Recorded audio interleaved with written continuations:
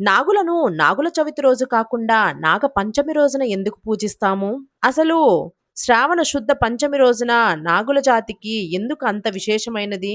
నాగపంచమి అంటే మనందరికీ నాగదేవతలే గుర్తుకు వస్తారు. కానీ ఇదే శ్రావణ శుద్ధ పంచమిని గరుడ పంచమి అని కూడా ఎందుకు అంటారు? నాగులకు పరమశత్రువైన గరుడుడికి ఈ రోజుతో ఉన్న సంబంధం ఏమిటి? అంతేకాకుండా సుబ్రహ్మణ్య స్వామి సర్పరూపం దాల్చడానికి కారణమేమిటి? ఈ పంచమి వెనుక దాగి ఉన్న అద్భుతమైన పురాణ రహస్యాలను ఈ రోజు మనం ఈ వీడియోలో తెలుసుకుందాము. ఈ రోజు ఈ కథలోకి వెళ్లే ముందు ఒక ముఖ్యమైన విషయాన్ని తెలుసుకుందాము. మానవ శరీరాన్ని ఒక పుట్టగా భావిస్తే ప్రతి ఒక్కరిలోనూ 9 రంధ్రాలు ఉంటాయి. వాటినే నవరంధ్రాలు అంటారు. ప్రతి ఒక్కరి శరీరంలో నాడులతో నిండి ఉన్న వెన్నెముకను వెన్నుపాము అని పిలుస్తారు. వీటిలో కుండలిని శక్తి మూలాధార చక్రంలో పాము ఆకారంలో ఉంటుందని యోగ శాస్త్రం ద్వారా తెలుస్తుంది. ఇది మన శరీరంలోని కామ, క్రోధ, లోభ, మద, మోహ, మాశ్చర్యాలనే విషాల్ని కక్కుతూ మనిషిలోని సత్యగుణ సంపత్తిని హరించి వేస్తూ ఉంటుంది అని, అందుకే నాగపంచమితో పాటు ప్రత్యేకమైన పర్వదినాల్లో పాములు ప్రత్యక్షంగా జీవించే పుట్టలో పాలు పోస్తే తమ కోరికలన్నీ నెరవేరుతాయని పురాణాలు చెప్తున్నాయి. స్వయంగా కైలాసంలో ఉన్న పరమేశ్వరుడే పార్వతీదేవికి నాగపంచమి గురించి ఈ విధంగా చెప్పారు. ఓ పార్వతీదేవి, శ్రావణ మాస శుక్ల పంచమి నాడు నాగారాధన చేయడం అత్యంత శ్రేష్టమైనది. ఈ నాగపంచమి నాడు ద్వారానికి ఇరువైపులా సర్వచిత్రాలను గోమయంతో రాసి పూజ చేయడం ఎంతో శుభప్రదం. చతుర్థి రోజున ఉపవాస వ్రతాన్ని ఆచరించి పంచమి రోజున బంగారం, వెండి, కర్రతో కానీ లేదంటే మట్టితో కానీ వారి వారి తాహత్తును అనుసరించి 5 పడగల పామును చేయించాలి.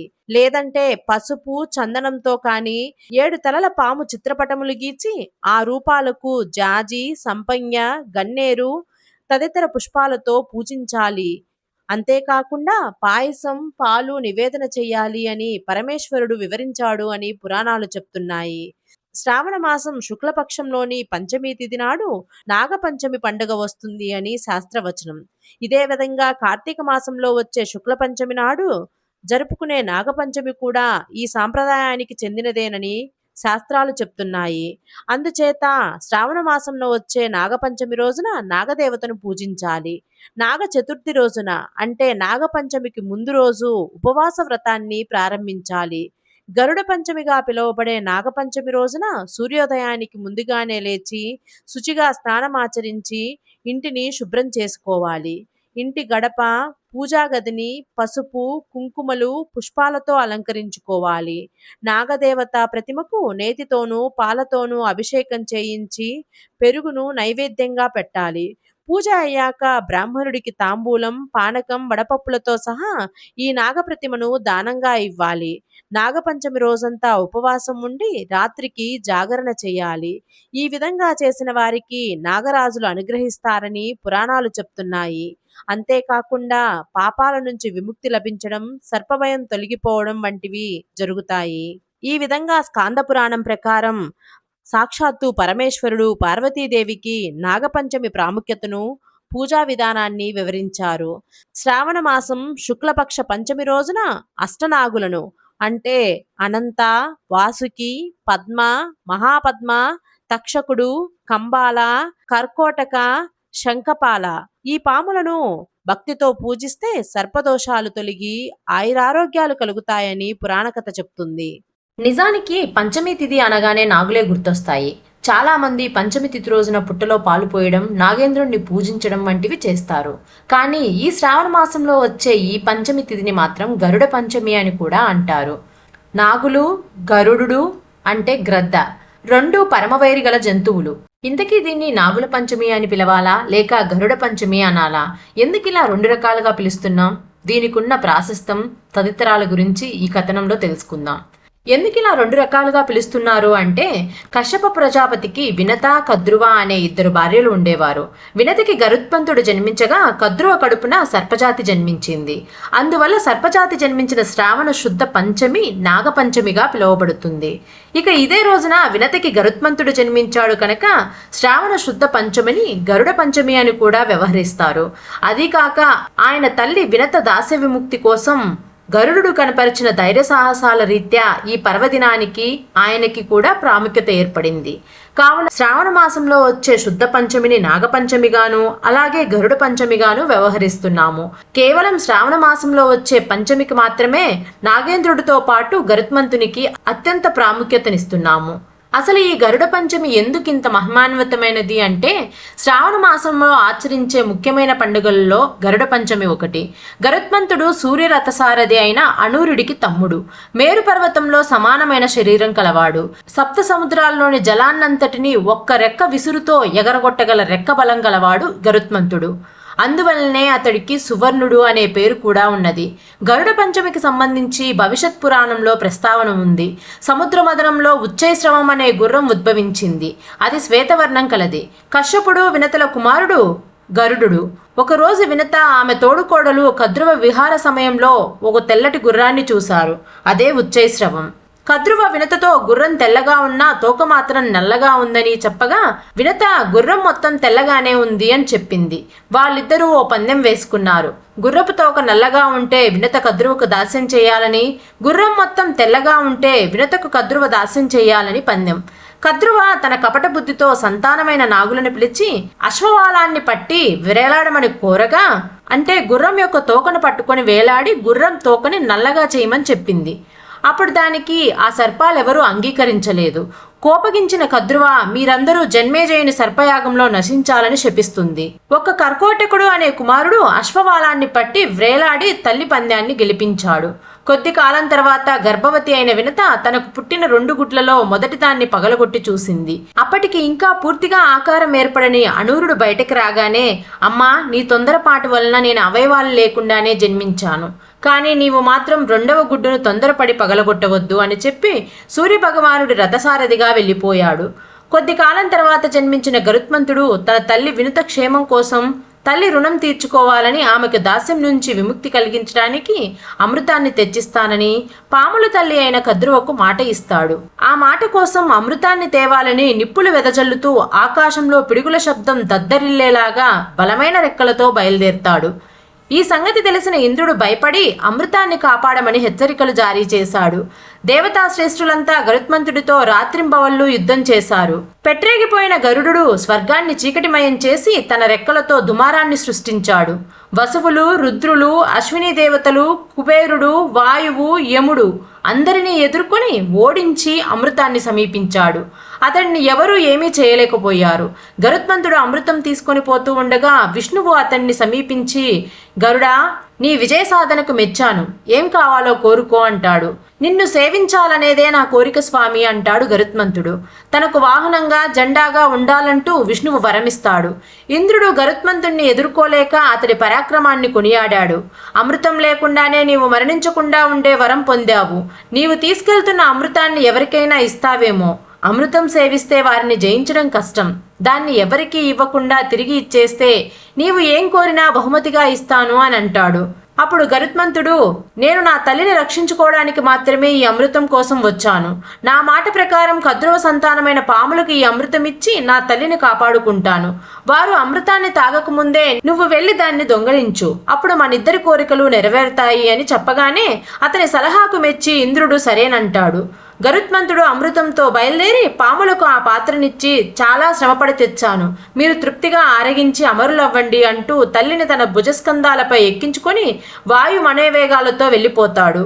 నియమనిష్టల పేరుతో పాములను స్నానమాచరించాకే అమృతం తాగాలనే నిబంధన పెట్టి ఆ అమృత పాత్రను ఇంద్రుడు తీసుకువెళ్లడం వేరే విషయం. తల్లి రుణం తీర్చుకోవడానికి ఎంతో త్యాగం చేసిన గరుత్మంతుణ్ణి ఎవరైనా ఆదర్శంగా తీసుకోవాలి, అలాగే అనుసరించాలి. నిర్మలమైన మనస్సు, తెలివైన పిల్లల కోసం చేసే పూజ గరుడ పంచమి. గరుడ పంచమి రోజున మహిళలు స్నానాంతరం ముగ్గులు పెట్టి పీటపై అరిటాకును పరిచి బియ్యం పోసి వారి శక్తి మేరకు బంగారు, వెండి, నాగపడికను ప్రతిష్ఠించి పూజ చేసి పాయసం నైవేద్యంగా పెడతారు. మరికొన్ని ప్రాంతాల్లో పుట్టలో పాలు పోస్తూ ఉంటారు. ఇలా మన పూజలు అందుకునే గరుడుని వంటి మాతృప్రేమ కల కుమారుడు కావాలని తెలిపే గరుడ పంచమి వ్రతం అనంత సౌభాగ్యాలను కలగజేస్తుంది. అలాగే కాలసర్ప దోషాలు ఉన్నా సరైన సంతానం లేని దంపతులు ఈ నాగపంచమి లేదా గరుడ పంచమి రోజున ఆ ఇరువురిని కొలిచినట్లయితే మంచి వివేకవంతమైన పిల్లలు పుడతారని ప్రతీతి. మరి ఈ రోజున కుమారస్వామి సర్పరూపంలో కొలవబడ్డానికి కారణం ఏమిటో తెలుసుకుందాం. అలాగే దాని వెనుక ఉన్న కథ గురించి తెలుసుకుందాం. అగస్త్య మహర్షుల వారు వింధ్యా పర్వతం యొక్క గర్వాన్ని అరిచేందుకు తప్పని పరిస్థితుల్లో కాశీని విడిచిపెట్టే పరిస్థితి వస్తుంది. వింధ్యా పర్వతం అహంకారంతో విజృంభించి ఆకాశంలోకి చొచ్చుకొని పోయి సూర్యగమనాన్ని సైతం నిరోధించసాగింది. అలా ఆ విధంగా అహంకారంతో విజృంభించేసరికి ప్రకృతి మొత్తం స్తంభించిపోయింది. గ్రహ సంచారాలన్నీ కూడా నిలిచిపోతాయి. ఆ యొక్క మహోపద్రవాన్ని నివారించేది కేవలం అగస్త్య మహర్షి మాత్రమే అని చెప్పి బ్రహ్మాది దేవతలందరూ కూడా అగస్త్య మహర్షికి ఈ విషయం గురించి వివరిస్తారు. అలా యోగ దృష్టితో సర్వము తెలుసుకున్నటువంటి అగస్త్య మహర్షి తాను ఇప్పుడు కాశీని విడితే కల్పాంతములో కూడా కాశీకి తిరిగి వచ్చే అవకాశం లేదని తెలిసినా కూడా లోక శ్రేయస్సును దృష్టిలో పెట్టుకొని అమర కార్యానికి అంగీకరిస్తాడు. తర్వాత లోపాముద్ర సహితుడై దక్షిణ పదానికి బయలుదేరుతాడు అగస్త్య మహర్షి. అలా దారిలో ఉన్నటువంటి వింధ్యా పర్వతం ఆ యొక్క మహర్షి రాకను తెలుసుకొని సాష్టాంగ నమస్కారం చేస్తుంది. తాను తిరిగి వచ్చే వరకు అలాగే ఉండమని శాసించి అగస్త్య మహర్షి కాశీ విశాలాక్షి విశ్వనాథ స్వాములను మనసులో నిలుపుకొని దక్షిణ పదం వైపు బయలుదేరుతారు. పవిత్ర గోదావరి ప్రాంతాన్ని పావనం చేసి కృష్ణా తీరంలోకి అడుగుపెట్టారు ఆ పుణ్య దంపతులు. కనకదుర్గామాతను శ్రీకాకుళ ఆంధ్ర మహావిష్ణువును దర్శించుకొని చక్కగా యాగ్రపురం చేరుకుంటారు. అప్పుడు యాగ్రస్య పూర్వ దిక్పాలే కుమారక్షేత్ర ఉత్తమం సుబ్రహ్మణ్యేన సత్యత్ర భుక్తి ముక్తి ఫలప్రదం అనే శ్లోకం ఆ మహర్షి నుండి అప్రయత్నంగా వెలువడుతుంది. అప్పుడు ఆ ప్రదేశం అంతా పుట్టలతో నిండి ఉంటుంది. లోపాముద్రాదేవి అలాగే శిష్య బృందం ఆయనను అనుసరిస్తారు. ఒక పుట్ట నుండి దివ్యమైన తేజస్సును గమనించి ఇదే సుబ్రహ్మణ్య క్షేత్రమని ఇది భుక్తి ముక్తి ఫలప్రదమని శిష్యులందరికీ కూడా వివరించి చెప్తాడు అగస్త్య మహర్షి. కుమారస్వామి ఉరగా అంటే పాము రూపంలో తపస్సు చేయడానికి గల కారణాన్ని ఈ విధంగా శిష్యులకు వివరిస్తాడు అగస్త్య మహర్షి. సనక సనకస సనత్ కుమార సనసు జాతి అనేటువంటి దేవర్షులు ఎప్పుడూ కూడా 5 ఏళ్ల వయసుగానే ఉండేవారు. పైగా వారు దిగంబరులు. వారు ఎల్లప్పుడూ కూడా భగవంతుని యొక్క ఆరాధనలోనే ఉండేవారు. వారు ఒకసారి పరమేశ్వరుని దర్శనానికి కైలాసానికి వెళ్తారు. ఆ సమయంలో పరమేశ్వరుడు కైలాసంలో లేడు. లోకమాత అయినటువంటి పార్వతీదేవి అలాగే సుబ్రహ్మణ్యేశ్వర స్వామి కైలాసంలో కొలువై ఉంటారు. అదే సమయంలో శచి స్వాహ మొదలైన దేవతా స్త్రీలందరూ లక్ష్మీ సరస్వతులు పార్వతీదేవి దర్శనానికి విచ్చేస్తారు. ఇటు జడదారులు రంగురంగుల వస్త్రాలతో ఆభరణాలతో సుందరీమరులను చూసి శివకుమారుడైనటువంటి ఆ సుబ్రహ్మణ్యుడు నవ్వును ఆపుకోలేకపోతాడు. కుమారా, ఎందుకలా నవ్వుతున్నావు? వారు నేనులా నీకు కనిపించట్లేదా? ఆ తాపసులు నీ తండ్రిలా కనిపించట్లేదా? భేదమేమైనా వారిలో కనిపిస్తుందా అని జగదాంబ అయినటువంటి పార్వతీమాత తన కుమారుణ్ణి ప్రశ్నిస్తుంది. అది విన్నటువంటి సుబ్రహ్మణ్యేశ్వరుడు లోలోపనే పశ్చాత్తాపడి తన తల్లి కాళ్లపై పడి క్షమాపణ వేరుకుంటాడు. తల్లి కాదన్నా వినకుండా ఆ యొక్క పాప పరిహారం కోసమై తపస్సు చేసుకోవడానికి బయలుదేరుతాడు.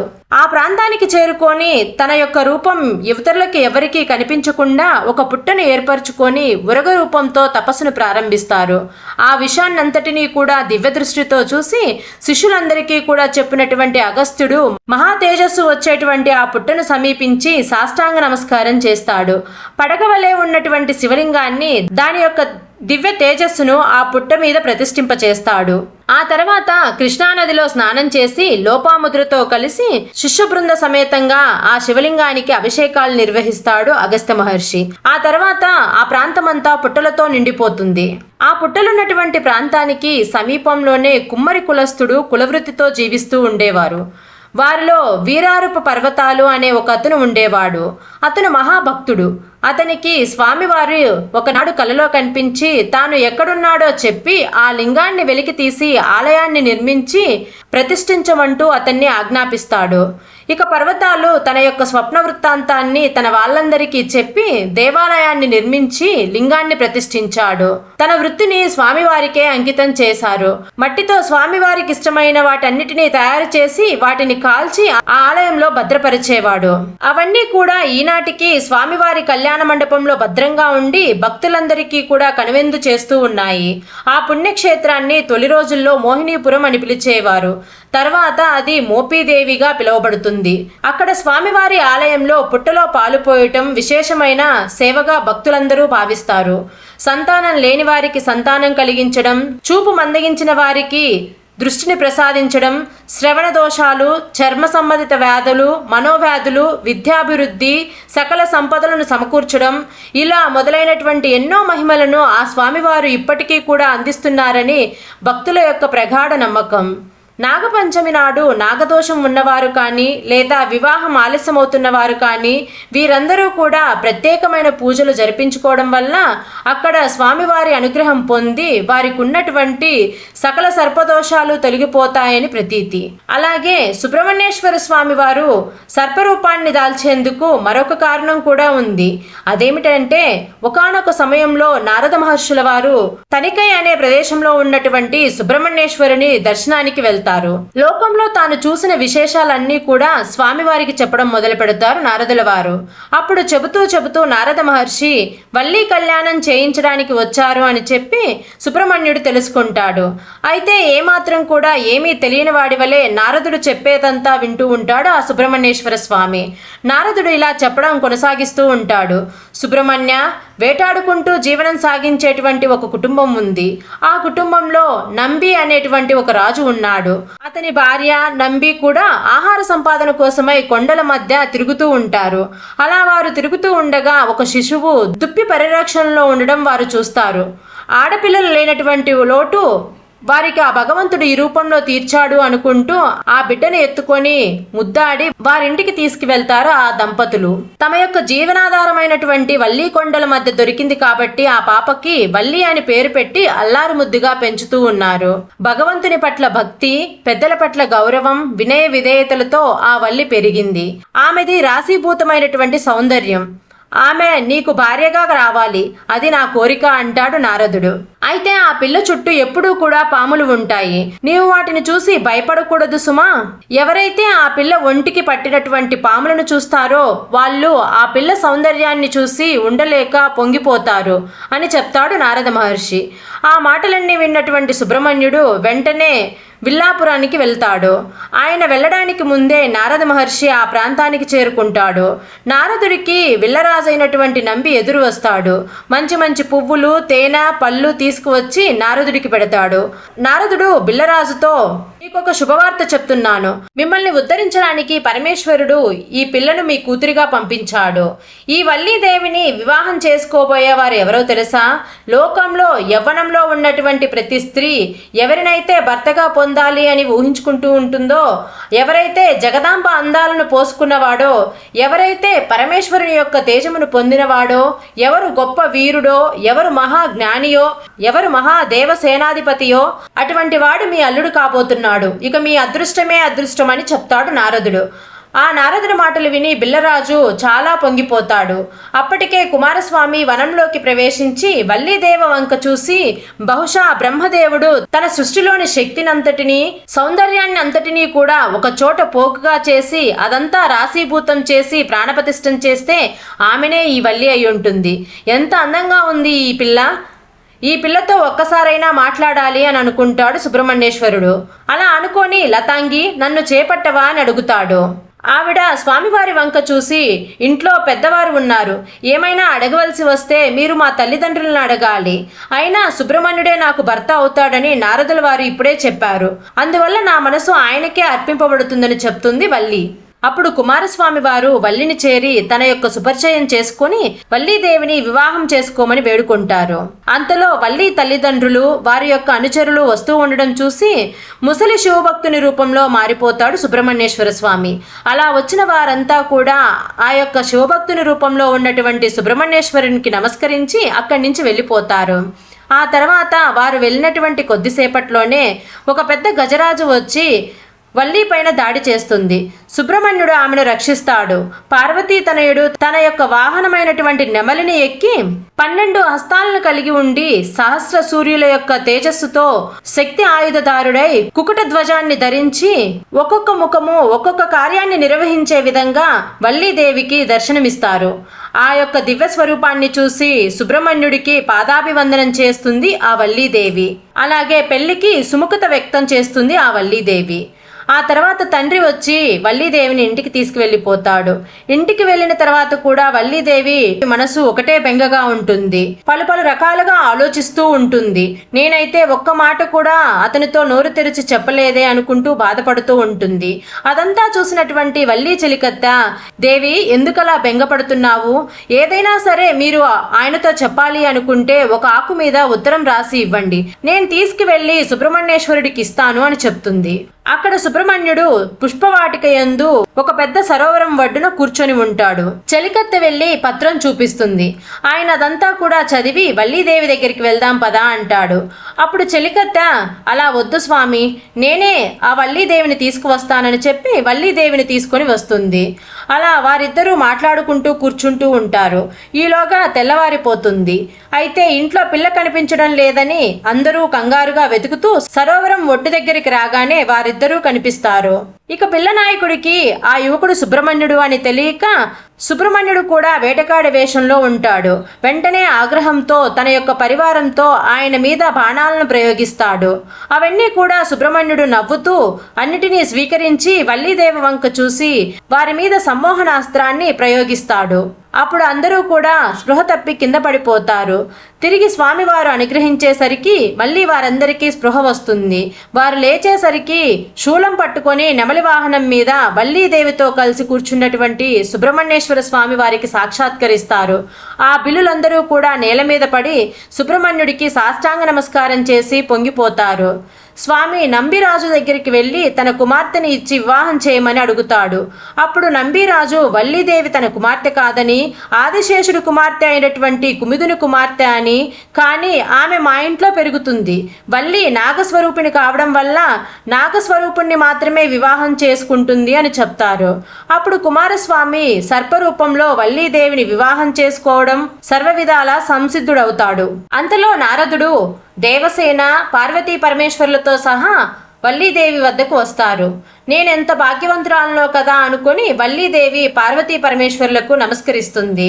ఇక కొండజాతి ఆచారం ప్రకారం వధూవరువులను కూర్చోపెట్టి వినాయకుడి సమక్షంలో శివపార్వతుల యొక్క ఆశీర్వాదంతో దేవసేన యొక్క అంగీకారంతో దేవతలందరూ కూడా పుష్పవర్షం కురిపిస్తూ ఉండగా వల్లీ సుబ్రహ్మణ్యేశ్వర స్వామి యొక్క వివాహం జరుగుతుంది.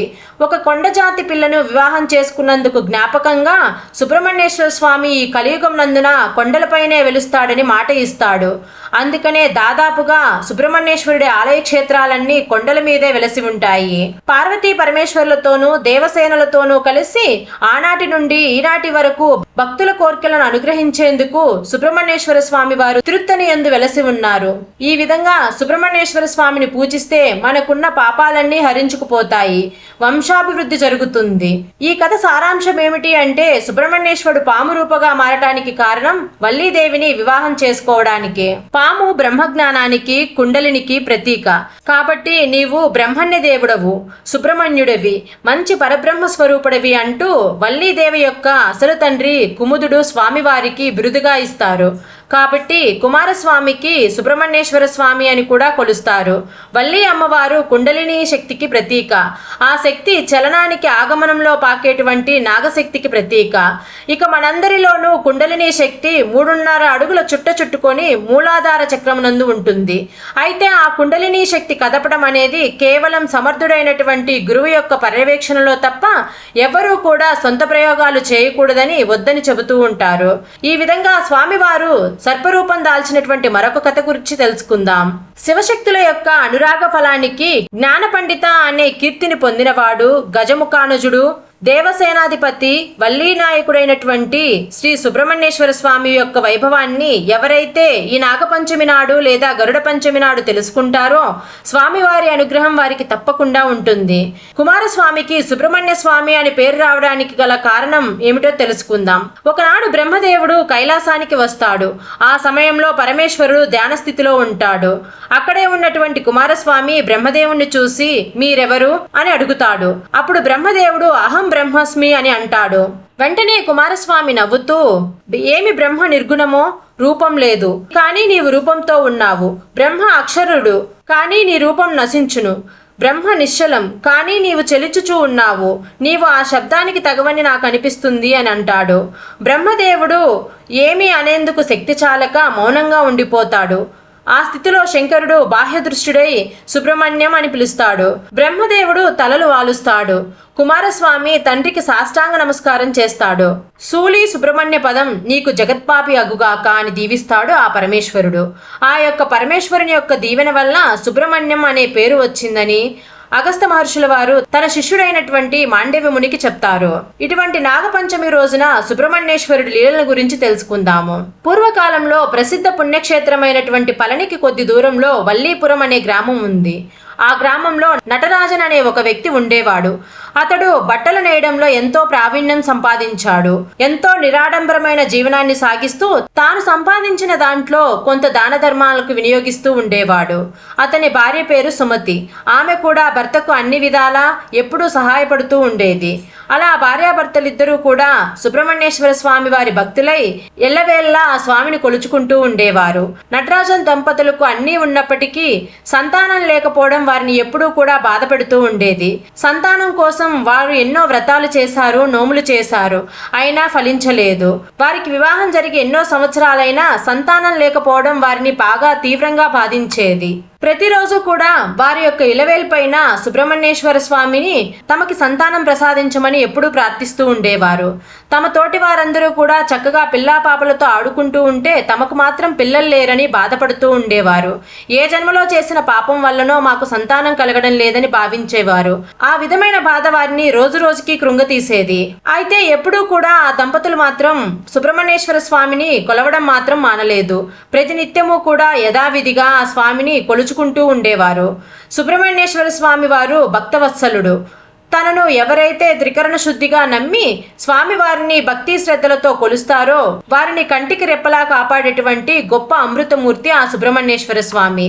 ఇక స్వామిని మనస్ఫూర్తిగా కొలిచే వారికి సర్వ సౌఖ్యాలు లభించేలా చేస్తారు. ఎటువంటి రుణబాధలు ఉండవు. చక్కని సంతానం కలిగేలా స్వామివారు అనుగ్రహిస్తారు. అలాగే అకాల మృత్యు భయం కూడా ఉండదు. అలా రోజులు గడుస్తూ ఉండగా ఒకనాడు ఆ ఊరికి ఒక సాధువు వస్తాడు. ఆ సాధువు ఎంతో మహిమ గలవాడని చెప్పి ఆ ఊర్లో వారంతా చెప్పుకుంటారు. నటరాజన్ దంపతులు ఆ సాధువుకు నమస్కరించి వారికి ఉన్నటువంటి బాధంతా చెప్పుకుంటారు. అప్పుడు ఆ సాధువు వారితో ఇలా అంటారు, మీరు పూర్వజన్మలో చేసినటువంటి ఒక మహాపాపం వలన మీకు సంతానం కలగడం ఆలస్యమైంది. కాబట్టి మీరు పళని పుణ్యక్షేత్రానికి చేరుకొని స్వామివారిని దర్శించండి. ఆ స్వామి యొక్క దివ్య దర్శనంతో మీకున్నటువంటి పూర్వజన్మ పాపమంతా కూడా నశించి త్వరలోనే మీకు పండంటి కుమారుడు కలుగుతాడు అని చెప్తాడు. నటరాజన్ దంపతులు ఇద్దరూ కూడా చక్కగా ఎడ్ల బండిలో పళనికి బయలుదేరుతారు. వారి ఊరి నుండి పళనికి 4-5 గంటల ప్రయాణం. ఆ రోజు రాత్రి అక్కడే ఉండి మరునాడు ఉదయం మంగళవారం ఆ స్వామిని దర్శించుకుందామని అనుకుంటారు. అంతలో ఒక కొండ ప్రాంతం వస్తుంది. ఆ కొండ పక్కగా బండి నెమ్మదిగా వెళ్తూ ఉంటే ఒక్కసారిగా 2 ఎడ్లు ఆగిపోతాయి. బండి ముందుకు సాగడం లేదు. బండి నడిపే వారికి ఎంత అదిరించినా ఆ ఎడ్లు ఎందుకు ముందుకు పోవడం లేదో అస్సలు అర్థం కావడం లేదు. ఇక నటరాజన్తో కలిసి ఇద్దరూ కూడా బండి దిగుతారు. ఎదురుగా కనిపించినటువంటి దృశ్యం చూసి వారు ఆశ్చర్యపోతారు. ఎదురుగా 2 సర్పాలు పడగెత్తి నృత్యం చేస్తూ ఉంటాయి. వాటిని చూసినటువంటి ఆ ఎద్దులు బెదిరి ముందుకు సాగడం లేదు. ఇక బండివాడు ఏదో చప్పుడు చేయబోతుంటే నటరాజన్ వద్దు అని వారిస్తాడు. ఆ సర్పాలకు నమస్కరించి తమకు దారివ్వమని వేడుకుంటాడు. కానీ అవి మాత్రం ఏమాత్రం కదలకుండా అక్కడే నృత్యమాడుతూ ఉంటాయి. అలా దాదాపు అరగంట సేపు గడుస్తుంది. అంతలో వారికి దారిలోనే కొంచెం ముందు పక్కన కొండపై నుంచి ఒక పెద్ద బండరాయి అత్యంత వేగంగా దొర్లుతూ రోడ్డు పైన పడుతుంది. పడి ముక్కలవుతుంది. ఆ ముక్కలన్నీ అటు ఇటు చెల్లా చెదురుగా పడతాయి. అది జరిగిన కాసేపటికే ఆ సర్పాలు 2 కూడా పక్కనే ఉన్న పొదల్లోకి జరజరా పాకుతూ పోతాయి. అప్పుడు నటరాజన్కి జరిగినదంతా అర్థమవుతుంది. సాక్షాత్తు ఆ సుబ్రహ్మణ్యేశ్వరుడే తమను రక్షించడానికి ఈ విధంగా వచ్చాడు. లేదంటే ముందుకు సాగుతూ ఉన్నటువంటి ఎడ్ల బండి ఒక్కసారిగా ఆగిపోవడం, ఆ పాములు రావడం, ఇదంతా కూడా ఆ బండరాయి తమ బండిపై పడకుండా ఉండేందుకే ఆ స్వామివారు ఈ విధంగా కరుణించారు. ఈ విధంగా రక్షించేందుకు, ముందుకు వెళ్లకుండా చేసేందుకు సర్పరూపంలో వచ్చారని చెప్పి వారికి అర్థమవుతుంది. తమను రక్షించినందుకు ఆ స్వామిని ఎన్నో విధాలుగా స్తుతిస్తారు. ఇక తమ ప్రయాణాన్ని తిరిగి ముందుకు సాగించి రాత్రికి పళని క్షేత్రానికి చేరుకుంటారు. ఉదయాన్నే ఆ క్షేత్రంలో కొలువైనటువంటి బాలసుబ్రహ్మణ్యేశ్వర స్వామిని దర్శిస్తారు. ఆ తర్వాత సాయంకాలం తిరిగి బయలుదేరి వారి గ్రామానికి చేరుకుంటారు. ఆ స్వామి యొక్క అనుగ్రహంతో కేవలం కొద్ది రోజుల్లోనే చక్కని పుత్రుడు జన్మిస్తాడు ఆ దంపతులకు. సుబ్రహ్మణ్యేశ్వర స్వామి యొక్క ప్రసాదం కాబట్టి అతనికి బాలసుబ్రహ్మణ్యం అని పేరు పెట్టుకుంటారు. పుత్రుడితో కలిసి నటరాజన్ దంపతులు ఆ స్వామిని సేవించుకుంటూ కలకాలం చక్కగా జీవనం సాగించారు.